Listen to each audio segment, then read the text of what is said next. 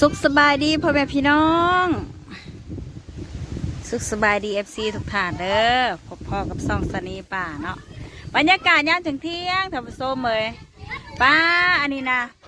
พ่อใหญ่จ่อยแล้วถมดินเนาะการเป็นที่เล่นของเด็กๆผุ่นเตะบานกันสนั่นเลยท่านผู้ชมผมพ่อเอาเป็นบ่อนลิ่นของเด็กน้อยเพราะว่ามันเป็นตะลิ่นเด็กน้อยก็เลยหลั่งมาลิ่นเด็กน้อยมาลิ่นประมาณ2 4 6 8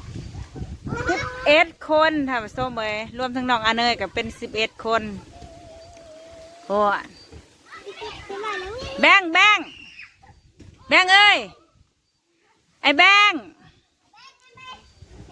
โอ้ไอ้แบงล่มเสด็จเอาไม้ออกในลูกดีปล่อยน้องหลินแล้วไม้ออกลูกละไม้สีแทงตาน้องนี่เก็บออกนี่ไม้นี่ปล่อยให้มันย่างแน่มันจะอุ้มมันดูลายโถ่ไอ้แบงยืนทะเลาะไอ้แบงนี่อุ้ยหน้าตาเป็นตาสั่งเถอะเด้ลูกพอได้เด้เนาะโอ้ลูกตาดำลูกตาเบ๋บ่โอ้สาวอ้อยจะคอยสื่อพ่อเขาผม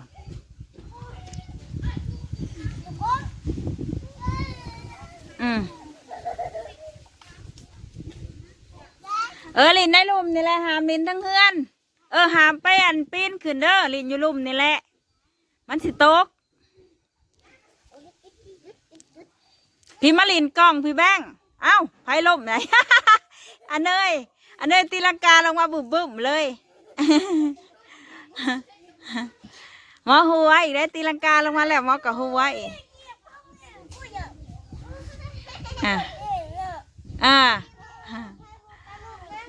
จากลูกเพราะไม่ใช่ผลงานใหญ่ๆฮะ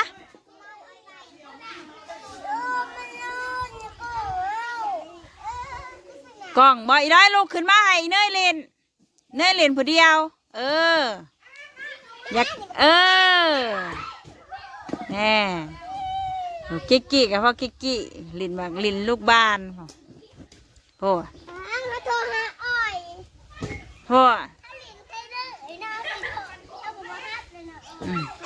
บีก็บอกเก่งบีก็จนมักใหญ่แล้วเนาะสูอ้าวถ้าแบ่งผู้แบ่งมันไปเตะบานเนี่ยเหรอ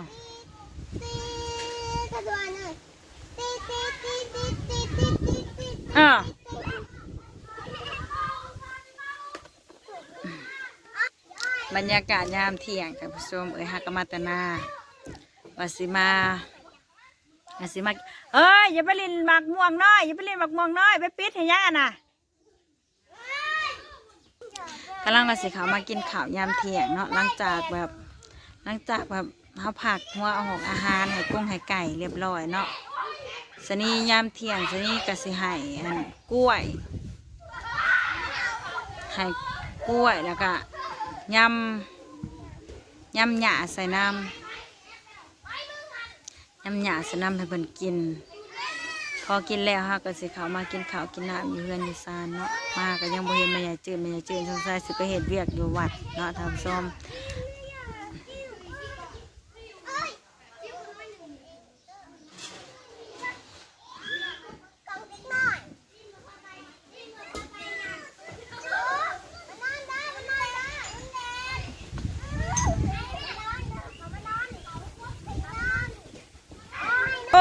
แบ่งกันดื้อบ่แบ่งหรือบ่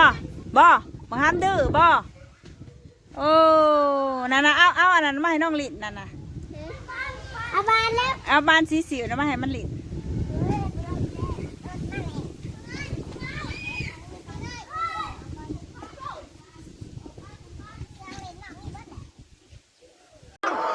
เฮ้ยเขาก็มาเกลือไก่ย่ำแรงอีกแล้วแล้วนี่ไก่เขากำลังกินแซ่บๆเลยถ้าทีผมมีการกินยาก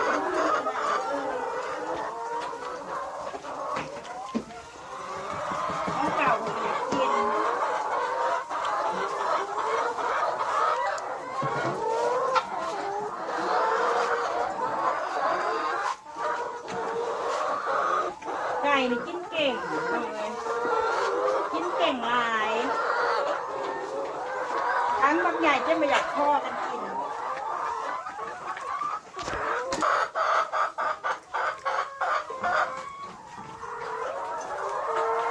เขาก็สิมาเก็บไข่เลยท่านผู้ชมตอนนี้ฮะก็ได้23ไข่เนาะ23ไข่แปลว่าเมื่อนี้ฮะก็ได้10ไข่มีสองก็มีท่านผู้ชม23 24 25ไข่26ไข่มีแต่ไข่งามๆ26 27 28 29แล้วจ้า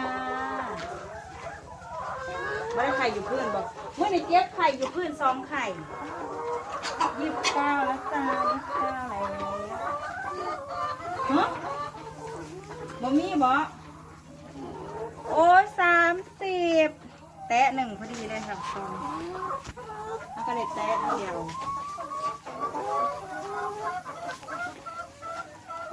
เบิดมือได้แตะ1บ่ลูก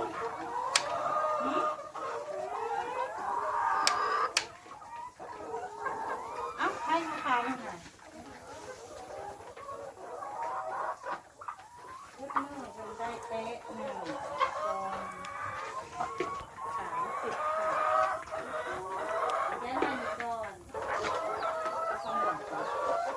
เขาก็สิไปเกลืออยู่คอกนั่นอีกเนาะเพราะว่าเขาแบ่งออกจากคอกนี่คือแบบว่ามันกินบ่อนากันหยุดห้ามออกมา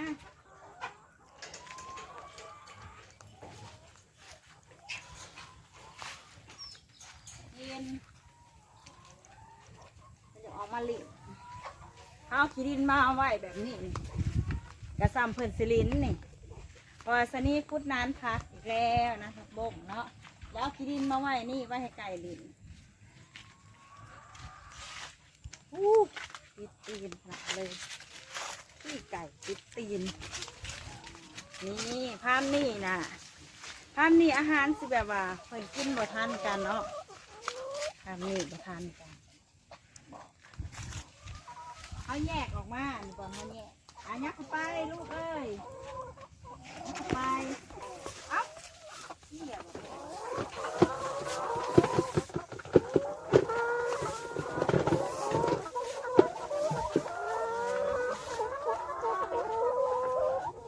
ผสมให้เพิ่นเนาะอันนี้ที่ว่าไก่บ่สบายเนาะบ่สบายแล้วก็บ่แข็งแห้งทีนี้ก็เลยต้องแยกมาไว้บางนี้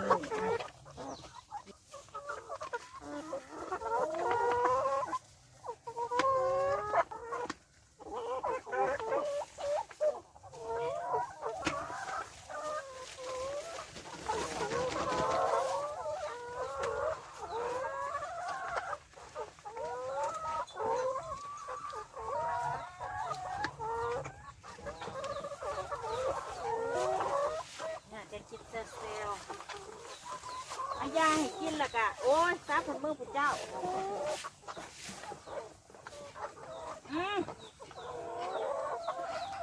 นี่คอยโบแมนว่าอาหารเด้อเขาจะเอาใส่ให้เบิร์ดเลยอันนี้ก็แก้ไข่เลยเนาะคนหมักเลยกินเด้อไข่ก็สบายมาไว้นี่เป็นไข่ตั้มดินให้เลยเอากะละมังบ่ย่อมไข่ลูกเอ้ยนี่นะกะละมังบ่ย่อมไข่ไปซองไข่โอ้ยแตกซ้ำนี่นะแตกน้อยหนึ่งเบิร์ดละจ้า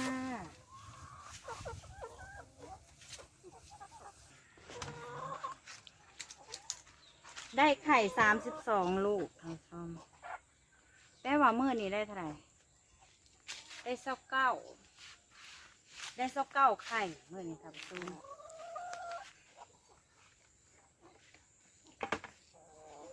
ว่านี่ได้21มื้อนี้ได้29โอเค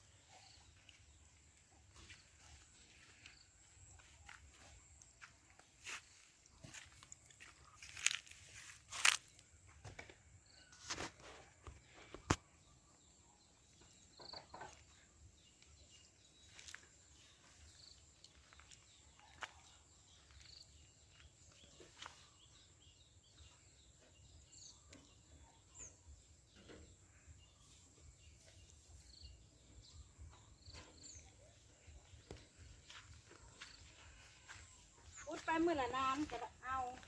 เลยดีกว่าบริเหตุเลยดินนี่เขาจะเอาไปใส่เนาะเขาไปเทขางห้องคอกไก่เอาไปเทไห่บอลแบบว่า เวลาเขาปล่อยไก่ออกมานั่นนี่นะมันก็สิมาลินครับมาลินขี้ดินบอลเขาไปคุดเอาไปเทน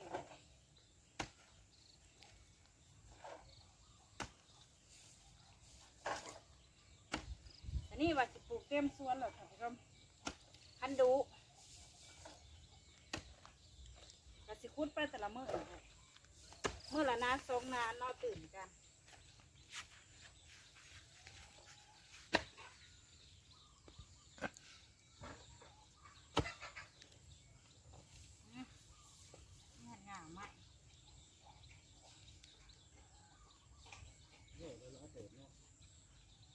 แต่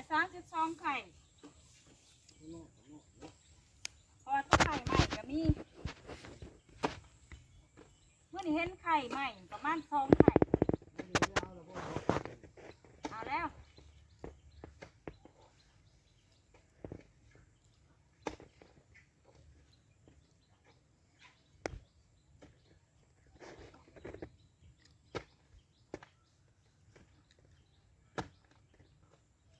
เพราะว่า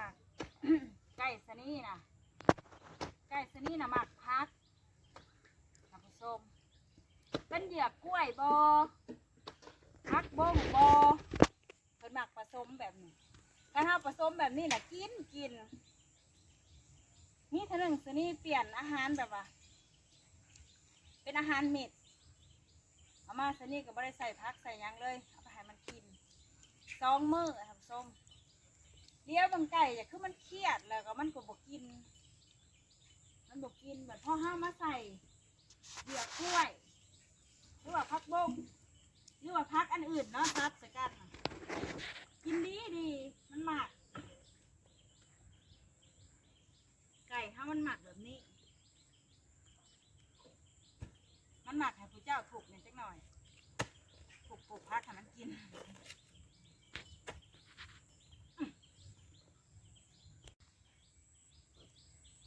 เอากระคอจบคลิปเพียงเท่านี้เด้อฝากกดไลค์กดแชร์กดติดตามต้องสนี่ป่าในเด้อท่านผู้ชมกล่าวเข้ามาสบายดีบ๊ายบาย